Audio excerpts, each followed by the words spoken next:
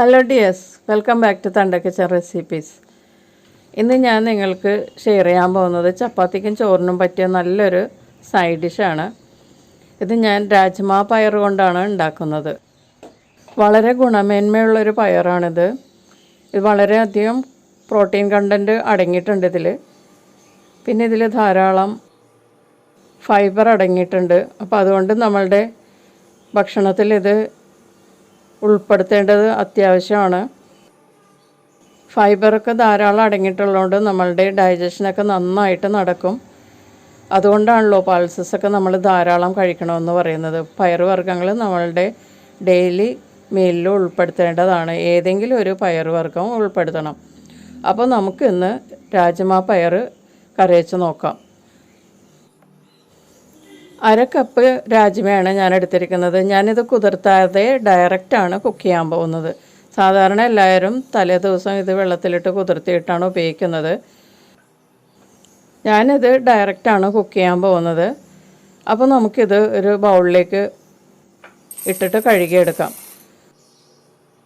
ഈ പയർ 3 തരത്തിൽ ഞാൻ കണ്ടിട്ടുണ്ട്. ഇതിലിപ്പോൾ വെള്ള നിറത്തിൽ ഇതിനകത്ത് കിടപ്പുണ്ട്. അതൊരു തരം വെറൈറ്റിയാണ്. പിന്നെ ഇതിൻ്റെ കൂടെ തന്നെ കുറച്ചുകൂടി ഇതിൻ്റെ ലൈറ്റ് ഷെയ്ഡിലുള്ളത് കുറച്ചുകൂടി ഉണ്ട്. അതാണ് ഇതുപോലെ. ഇതൊക്കെ ഇതിനകത്ത് മിക്സ് ആയിട്ടുണ്ട്. കണ്ടോ, കുറച്ച് വൈറ്റ് ആയിട്ടുള്ളത്. അപ്പോൾ തന്നെ 3 തരമില്ല ഇപ്പം തന്നെ. പിന്നെ ഒരു വയലറ്റ് കളറിലെ പയറും ഉണ്ട്. ഇത് തന്നെ അത് കുറച്ചുകൂടി വലുതായിരിക്കും. അത് കുറച്ച് കയ്പ്പ് രസം ഉണ്ടാവും ആ പയറിന്. ഇത്രയും ടേസ്റ്റും ഉണ്ടാവില്ല. ഏറ്റവും കൂടുതൽ ടേസ്റ്റ് ഇതുപോലെയുള്ള ബ്രൗൺ കളറിലെ പയറിനാണ്. അപ്പോൾ പയറൊക്കെ ഞാൻ നന്നായിട്ട് കഴുകിയെടുത്തിട്ടുണ്ട്. 5 മിനിറ്റ് വെള്ളത്തിലിട്ടതിന് ശേഷമാണ് കഴുകിയെടുത്തത്. അപ്പോൾ അതിൻ്റെ പുറത്ത് അഴുക്കൊക്കെ ഉണ്ടെങ്കിൽ അത് നന്നായിട്ട് പോകും. ഞാനത് കുക്കറിലേക്ക് മാറ്റുകയാണ്. കുക്കറിലാണ് ഞാനിത് വേവിച്ചെടുക്കാൻ പോകുന്നത്. അല്ലെങ്കിൽ ഇതിങ്ങനെ വേവിച്ചാൽ ഒട്ടും വേകില്ല, നമ്മൾ കുതിർത്താത്തതാണ്. ഇതിലേക്ക് 1/2 കപ്പ് രാജ്മ പയറിന് 2.5 കപ്പ് വെള്ളമാണ് കുക്കറിൽ വേവിക്കുമ്പോഴേക്കും ഒഴിക്കേണ്ടത്. നമ്മൾ ഡയറക്റ്റ് കുക്ക് ചെയ്യുന്നത് കൊണ്ടാണ് 2.5 കപ്പ് ഒഴിക്കുന്നത്. സോക്ക് ചെയ്തത്, അതായത് കുതിർത്തിയ പയറാണെങ്കിൽ ഒരു കപ്പ് ഒഴിച്ചിട്ട് നമുക്ക് വേവിച്ചെടുക്കാം.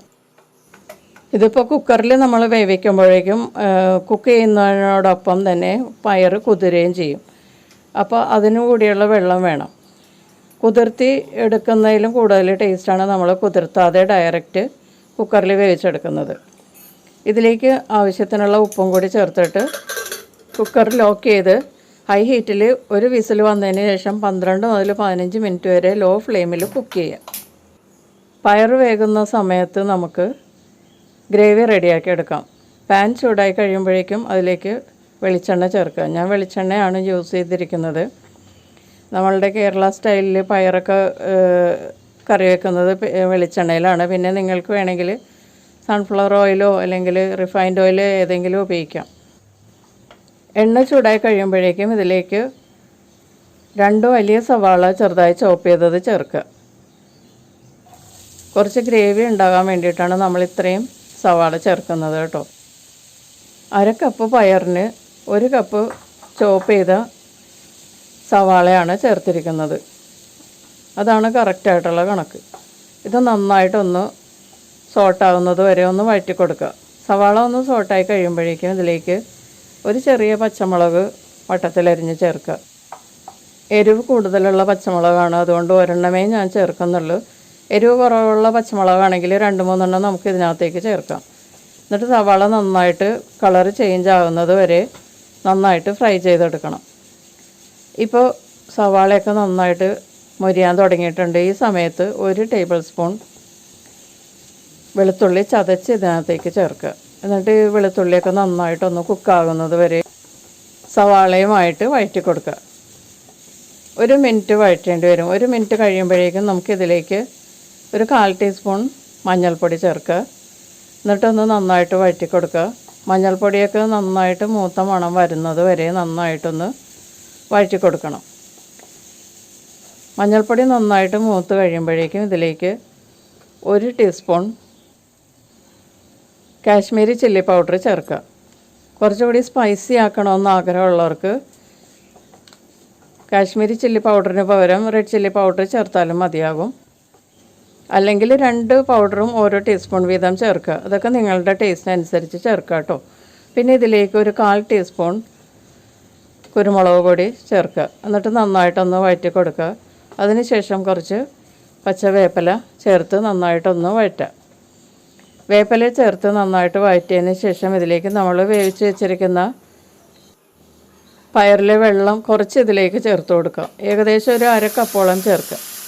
എന്നിട്ട് ഈ മസാലയുമായിട്ട് നന്നായിട്ട് കുക്ക് ചെയ്യുക. ഇളക്കി കൊടുത്ത് കുക്ക് ചെയ്ത് ഈ വെള്ളമൊക്കെ നന്നായിട്ടൊന്ന് വറ്റുന്നത് വരെ വഴറ്റി കൊടുക്കുക. അപ്പോൾ മസാലയൊക്കെ നന്നായിട്ട് കുക്കാവും. കണ്ടോ, ഇപ്പോൾ കറക്റ്റ് പാകമായിട്ടുണ്ട്. ഇനി നമുക്ക് ബാക്കിയുള്ള വെള്ളവും പയറും കൂടി ഇതിലേക്ക് ചേർത്ത് കൊടുക്കുക. എന്നിട്ട് നന്നായിട്ടൊന്ന് മസാലയുമായിട്ട് മിക്സ് ചെയ്യുക.